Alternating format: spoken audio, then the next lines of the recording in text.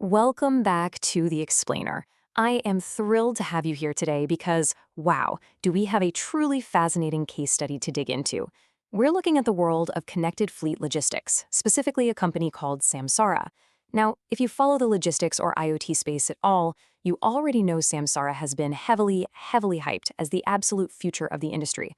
But today, we're putting the hype aside. We are going to look strictly at the data, the filings, and the source material to explore some of the potential red flags and the growing skepticism being raised by market analysts. To really understand the hype, we first have to look at the surface-level market performance. Samsara's stock has surged a massive 46% year-to-date. They also recently celebrated a huge milestone, reporting their first ever GAAP profitable quarter. So on the surface, things look absolutely incredible, and analysts have been slapping buy ratings on the stock left and right. But if we start to peel back the layers of this financial onion, a much more complex picture emerges. Here is our roadmap for today's explainer. 1. Accounting scrutiny. 2. Insider actions. 3. Product and legal realities. And 4. Market valuation. Section 1. Accounting and legal scrutiny. So the math behind a major market event in late 2023 tells a pretty fascinating story. Spruce Point Capital Management came out and actually issued a strong sell rating on Samsara. That caused the stock to plunge nearly 18% right then and there. They gave it a price target of just $6.30 to $13.90. Why so low? Well, Spruce Point analyzed actual customer contracts and found a glaring mismatch. While Samsara amortizes the cost of its hardware and sales commissions over a 5-year period, nearly 80% of their actual contracts are just 3 years or shorter. Spruce Point calculated that this mismatch allegedly inflates Samsara's gross margins by about 664 basis points and their EBITDA margins by a massive 1,176 basis points. In plain terms, the report claims the reported margins look significantly better than they would if they were using more conservative accounting. Now, analysts often pull at threads to build their thesis, right? For instance, the Spruce Point report noted that Samsara's chief accounting officer previously served as a VP and corporate controller over at VMware. Why does that matter? Because during that specific period, the SEC charged VMware with misleading investors, which resulted in an $8 million settlement. Now, while the report does not allege any personal wrongdoing by the CAO, it definitely raised some questions for analysts about the overall accounting culture.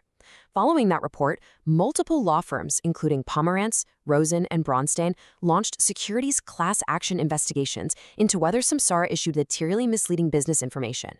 And as of 2026, the company is still actively navigating these shareholder lawsuits and SEC investigations. Ultimately, the crucial point is how this all impacts the bottom line. Let's think back to that celebrated first GAAP profitable quarter for Q3 2026. The company reported a GAAP earnings per share of $7.7 million. That sounds great. Until you compare it to the massive $77.8 million in stock-based compensation they handed out for that exact same quarter. Annually, that stock-based comp is running at $315.4 million. Plus, on a GAAP basis, Samsara is still carrying a massive accumulated deficit of $1.65 billion. So critics are arguing that reporting profitability while simultaneously issuing nearly $78 million in dilutive stock compensation in a single quarter is kind of masking the true cost to everyday shareholders. Section 2. Insider selling and compensation. Let's look at the actions of the guys at the top, CEO Sanjit Biswas and CTO John Bickett. Under prearranged 10b5-1 trading plans adopted back in late 2025, both of these co-founders intend to sell up to 5 million shares each in 2026 for what the company calls long-term asset diversification. Okay, fair enough.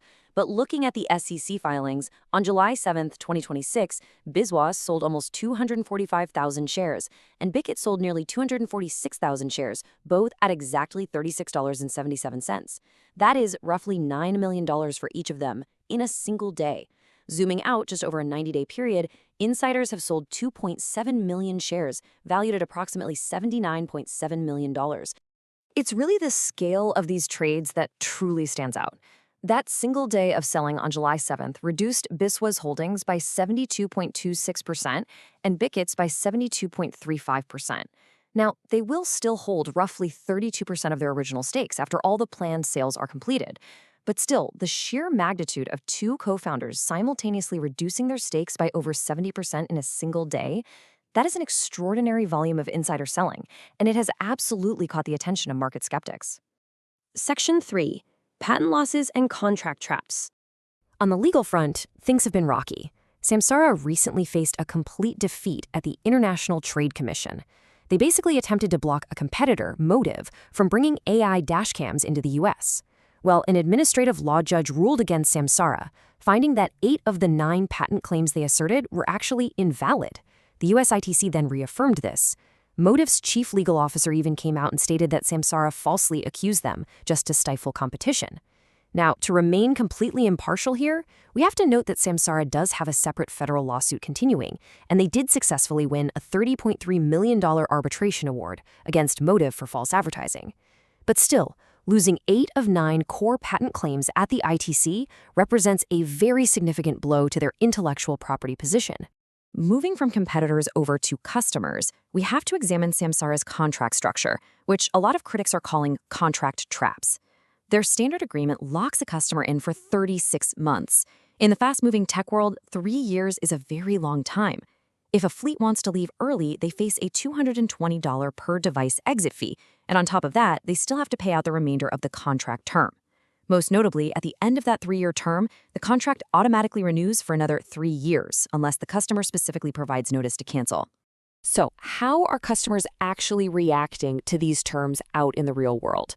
Verified reviews on platforms like Capterra and Trustpilot paint a pretty frustrated picture.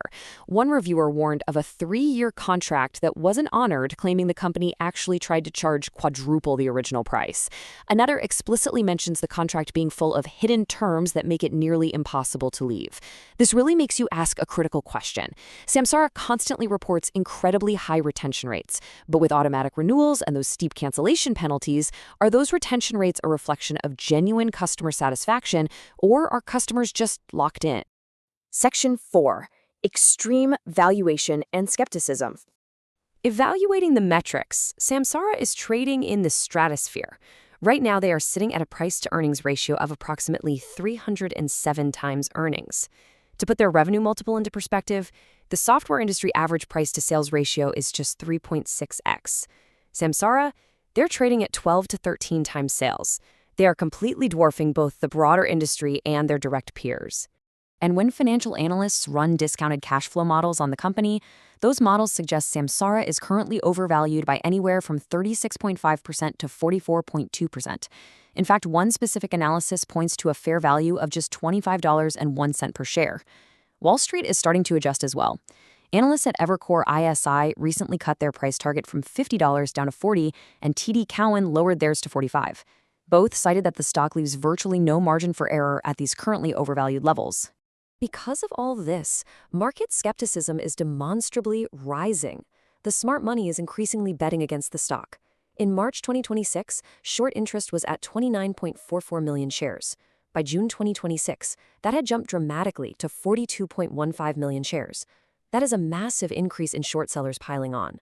And remember, back in December 2025, even when Samsara reported that very first GAAP profitable quarter, the stock actually plunged 6.3% in a single day. Why?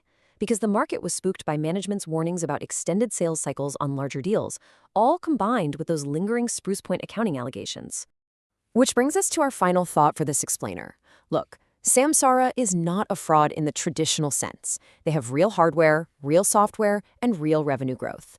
But when you combine allegations of aggressive margin accounting, massive multi-million-dollar insider selling, a major patent defeat, rigid contract traps, and a staggering 307 PE ratio, you get a risk profile that is incredibly dense. So the question isn't just whether Samsara makes a good product. The real question you have to ask yourself is, at $36 a share, with co-founders dramatically reducing their stakes, is this actually a good investment? I hope this data-driven breakdown helped clarify the complex picture beneath all the hype. If you found this explainer valuable, please do me a huge favor and hit that like button, share it with anyone interested in market analysis, and be absolutely sure to subscribe so you never miss our next deep dive. Thanks so much for watching, and keep learning.